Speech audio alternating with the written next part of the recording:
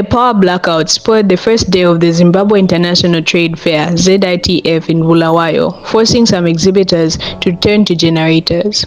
Welcome back to Zim News Live YTS, so we give you latest updates about what's transpiring in Zimbabwe. Before I go any further, don't forget to like, subscribe, and turn on the notification bell so that you don't miss any updates from our channel. The Secretary for the Energy and Power Development Ministry, Gloria Magombo, said that climate change has had adverse effects on the country's electricity generation capacity. Speaking at a Township Economies and Rural Entrepreneurship Forum organized by DEAT Capital at the ZITF on Tuesday, Magombo said, "We lost about 600 megawatts in Kariba because of climate change. Climate change is real. It is affecting us and it has brought us back to a very constrained point of supply. And for that, we need to work together, not just as a government, but also with the private sector in terms of addressing the supply of electricity."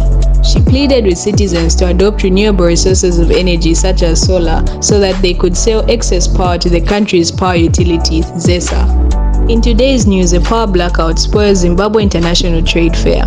Let us know what you think in the comment section down below, and don't forget to like, subscribe, and turn on the notification bell so that you don't miss any updates from our channel.